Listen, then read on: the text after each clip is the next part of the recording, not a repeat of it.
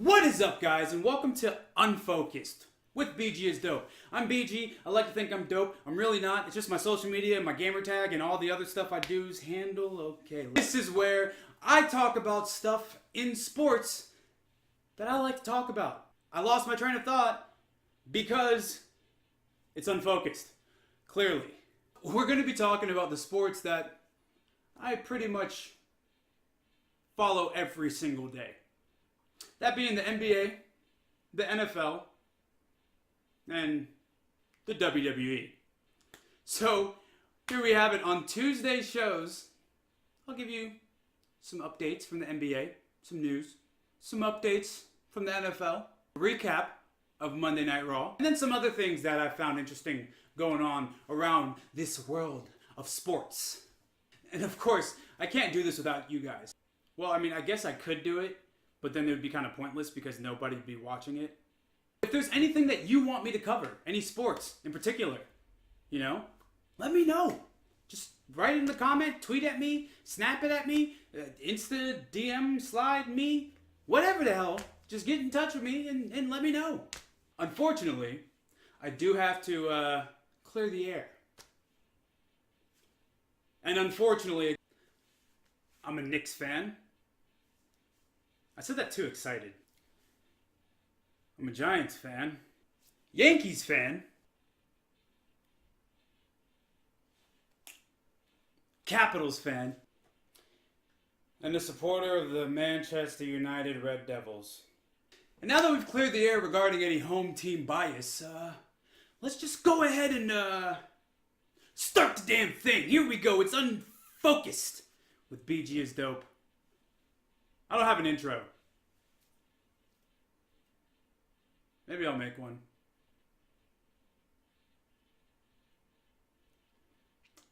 Alright, I'm gonna shut up. Let's just do it. So last night, the Bucks beat the Pistons 107-104. And despite a triple-double from Blake Griffin, the Greek freak Giannis Giannis had 32 points and 12 boards, leading the Bucks to the win. Then we had the Suns. Look, I have no shame in admitting I'm a Knicks fan. But I want you guys to understand. The Knicks led in the first quarter, at the end of the first quarter, I should say, 32-28. The Knicks lead going into halftime, 66-59. Then the Suns hold the Knicks to just 17 points. 17 points in the third quarter, while the Suns had 41. So in final, the Suns beat the Knicks 128-110. It's frustrating, man. Feels bad, man. Feels bad. Next, the Timberwolves beat the Kings 132-105, led by my man D Rose's double-double. I'm happy for the season he's having. I'm happy D Rose is feeling good, feeling great. Then we have the Rockets beating the Jazz 102-97, where James Harden scored 47 points and should have been, less. But we'll dive into that later.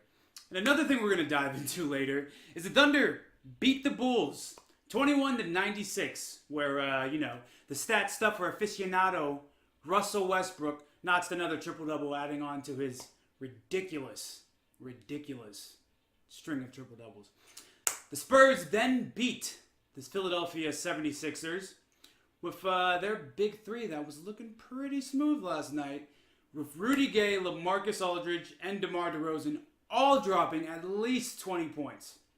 See, because Rudy Gay had 21, so I gotta say at least 20 points. Then you got the Trailblazers beating the Clippers 131-127. And surprisingly, Tobias Harris and Dame Lillard, they went shot for shot. They both dropped 39 points, but Portland ended up edging them out and getting that dub. And of course, we've got the Warriors finally getting in sync, finally looking like the Warriors. And I mean, they got their whole roster now, finally. You got Steph back, Draymond back, Iggy back. Regardless, they got the squad back, and the Warriors are starting to look like the Warriors. Now, according to Bleacher Report, An NBA executive claims that the Lakers' Brandon Ingram might get traded for another star to support LeBron James. Which, hey, LeBron and Brandon Ingram, if you look into it, their stats when they're on the floor together, they're not gelling so well. So it might be in the Lakers' best interest to get the max they can out of LeBron one, the short amount of time he's got left. And, hey, I don't blame him. The Pacers hire former WNBA executive Kelly Kraskopf. I probably butchered that. I apologize. But she is the association's first female assistant general manager. So let's give it up for Kelly. We're making progress, man. I love to see it. I love to see it. The Trevor Ariza trade is finally complete. Feels good. Kind of.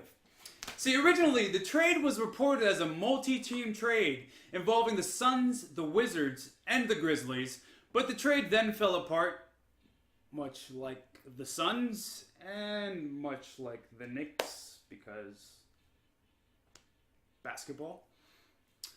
But once the Phoenix franchise realized that they'd be receiving Marshawn Brooks from Memphis and not the coveted Dylan Brooks,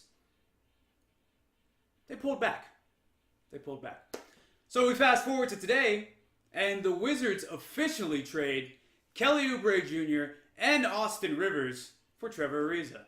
So, welcome back to DC, Trevor.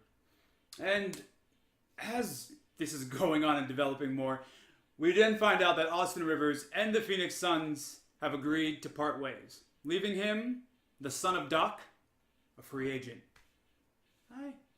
I wouldn't mind him going to the Knicks. Honestly, I wouldn't mind anybody going to the Knicks. We need all the help we can get, despite us playing very well for, all the injuries we have. But this isn't a Knicks show. This is I don't know what this is. Billy Donovan, former legendary Florida Gator coach, now coach of the Oklahoma City Thunder. He's going to keep getting paid. The Thunder have decided to exercise his fifth-year option, keeping him to the end of the 2019-2020 NBA season. Now is where we go to our first video clip of the day.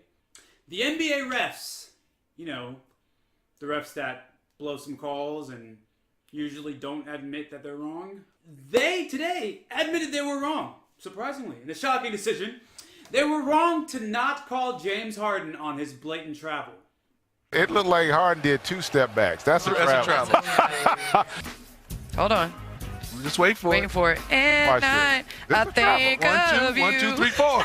Instead of calling the travel, which would have led James Harden not to shoot those 3 foul shots, which helped get that win, they didn't. They called the foul on Ricky Rubio, and, well, he shot the shots. But when asked about, his travel, James Harden said, "You want me to tell him myself?" And you know what? He's right. What is he going to do? Be like, "Oh, my bad. I shouldn't shoot these shots. I traveled. So, just give them the ball." Yeah, nah, fam. It ain't working like that. And, despite a little help from the refs, Harden did end up making a clean 3-point shot with, the step back. Not the double step back, the single step back. That's not a travel. He made that in Ricky Rubio's face, right in the eye. Sad. With 13.3 seconds left in the fourth quarter, sealing the deal for Houston as they got the win over the Utah Jazz. As we have our Monday night game. Now, I don't mean Monday night basketball or wrestling. I mean Monday night football, the MNF, Saints beat the Panthers 12-9 as both teams struggled to find any offensive rhythm. Now, see, luckily for the Saints, they're looking much better on defense, but that offense, it's beginning to flounder as they've failed to generate any rhythm with Drew Brees, throwing for 203 yards on 23 for 35 passing with 1 interception. Will Lutz going 2 for 2 on field goals helped put the Saints 6-7 going into the fourth quarter, with Alvin Kamara scoring their lone offensive touchdown coming into the fourth. But when the Saints decided to go for 2 right after Kamara scored, Dante Jackson intercepted Drew Brees' pass on the two-point conversion, taking it to the house to put the Panthers a little bit closer. But unfortunately for the Panthers, and very much luckily for my fantasy odds, see, my matchup had Cam Newton and I won by 1 point because Cam had 5. I'm not mad at that. But Panthers fans might be mad at that. Where Cam went 1 for 31, throwing an interception. 1 for 31. Where Cam threw for 131 yards with an interception. And surprisingly, the lone passing touchdown, the lone touchdown on the Panthers offense came from Christian McCaffrey. The running back for the Panthers, throwing a 50-yard pass on 4th and 2 to a wide-open Chris Manhertz. And after the game, Cam Newton revealed that he's been nursing a bit of a shoulder injury throughout this 6-game losing skid. So, a lot of people have been speculating, what's the deal with Cam? He's not looking like himself. Well, here we have it. He's hurt. He's been playing hurt for most of this season. It's a shame, because they started out 6-2, and it ain't been looking good since. In other news around the league, which happens to be Panthers news once again, safety Eric Reid announced last night that he's been randomly selected for the 7th time this season to present a little bit of urine. No, not like that, for a drug test. But this is odd because despite only playing in 11 games this year, he's had 7 drug tests. Now, something doesn't seem right. See, 7-Eleven might be your favorite odds when it comes to the gas stations with the best Slurpees. But, if you were an NFL player who, filed a collusion lawsuit because you were released for protesting, you might not be happy with those odds. After much hype of Vince McMahon returning to, I don't know if I can insert a camera shaking thing. That's what I was doing with my hands. Okay. After much hype of Vince McMahon returning to shake things up on Monday Night Raw. Damn it.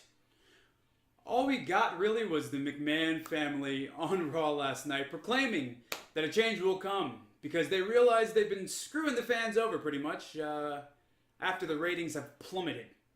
No, seriously, they've had the worst ratings on Monday Night Raw in the history of Raw. Raw debuted, I believe, before I was born. It's a long time. Well, no, because they just had a Raw 25. So, I was alive. But still, 25 years, lowest ratings ever. Sheesh. So in Raw, we got a little rundown. Baron Corbin was buried deeper than a tombstone piledriver from The Undertaker in a buried alive match as he was beat down by Apollo Crews, Bobby Roode, Chad Gable, Heath Slater, and finally, the former Raw General Manager and Olympic gold medalist himself, Kurt Angle. Drew McIntyre attacked former partner Dolph Ziggler during his match with Finn Balor, giving Finn the DQ victory, before he went on and attacked Finn also. So, everybody gets beat up. And yeah, that's great. Dean Ambrose comes to the ring surrounded by security guards. He's keeping that, I don't know if that's his new theme or whatnot, but now there's actual police sirens, so it's kind of like Cesaro's coming, but it's not Cesaro. Yeah, but he issued an open challenge for the Intercontinental Championship where he faced Tyler Breeze. Tyler Breeze was the one to answer the championship open challenge, and Breeze lost. So, afterwards, of course, Dean, being Dean, heel Dean, gets ready to get back on the mic, and the security guard, who was disguised as Seth Rollins, Seth Rollins, who was disguised as a security guard, came out and beat up Dean Ambrose. And this feud has not gotten any better. I was expecting it to be really good, and it's just been there. Just like my wall. I don't really have a backdrop. So yeah, I'm recording from my futon. Because I thought, hey, it'd be cool to just record record from the couch, and this is irrelevant to everything else that's going on. The Revival beat the B Team, oh.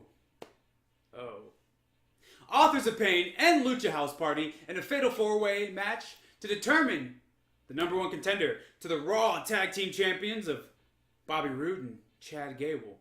And man, do they need something in their tag team division on Raw, because it's Raw.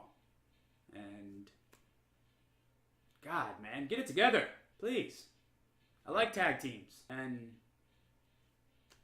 I don't know what's happening here. Ronda Rousey said some stuff, and then she declared, she started a new tradition of champions showing up the night after a pay-per-view to defend their titles, which I guess is an obvious shot at her UFC counterpart, Brock Lesnar. And that led to a gauntlet match to determine the number one contender for Rousey's Raw Women's Championship, which she's going to defend on the Christmas Eve episode of Monday Night Raw, which is next week. So I don't really know why they're like, oh, the Christmas Eve episode of Raw. You could just say next week, you know? It's just the same thing. So in that gauntlet match, we had Bayley versus Alicia Fox, where Bayley rang. So in that gauntlet match, the first matchup we had was Bayley versus Alicia Fox. Bayley came through with the win. Bayley then versus Dana Brooke, with Bayley winning once again. Then we had Bayley versus Mickie James. And you know, I was thinking, hey, Bayley's going to take it out. But nope, Mickie got her. Mickie got the win here. Then Ember Moon comes down. We get Ember going over Mickie James here. Then we have Natalya. So Natalya comes out, beats Ember Moon. Then we had Natalya versus which member of the Riot Squad is it going to be? We don't know. They all come down together. Oh, it's Ruby Riott. Of course it is. Natalya then powers through, beats Ruby Riott, and then last but least, it's boss time! Right? You know, like Michael Cole says. No? Okay. Natalya finally ends up beating Sasha Banks to face Ronda Rousey on the Christmas Eve edition of Monday Night Raw. Damn it. At some point, I'm going to stop doing that. Ronda Rousey comes out. Not sure what's going to happen. Then they have a little a stare, hug down, stare, hug again, stare, raise arm, hug once again. Because they're besties. And they train together. And that's what happens when you're besties. In other news, we've got the fan voting for the NHL All-Star Game. You know, that's going to be in San Jose. The voting's finally open. So, if you're not supporting my man and defending Stanley Cup champion and league lead goal scorer Alexander Ovechkin, then what the hell are you doing? Come on. You better go vote for him. Hashtag all caps.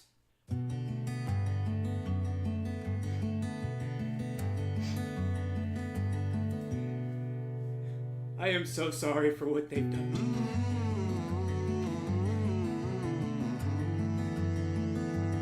I love you. We can finally rejoice.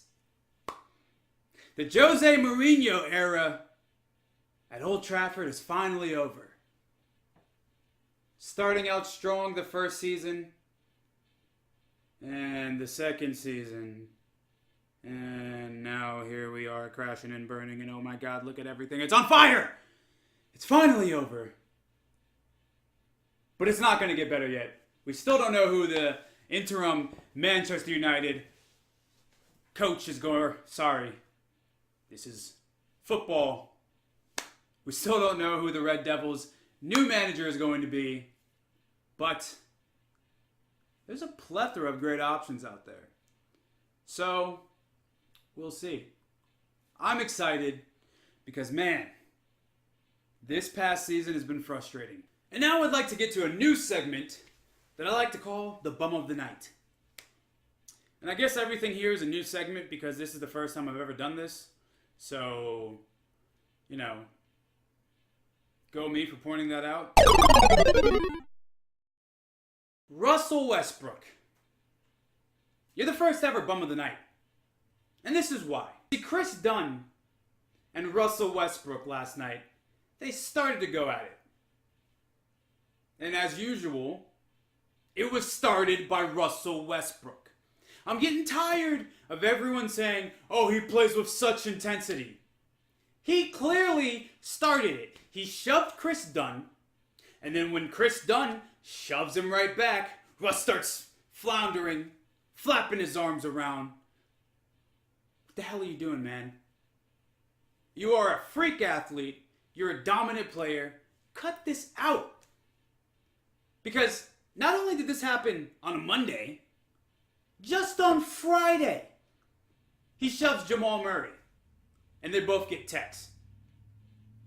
And you know, it's one thing. Yeah, let your frustration get the best of you. Because on Friday, they were getting beat by Utah. But last night, Russ.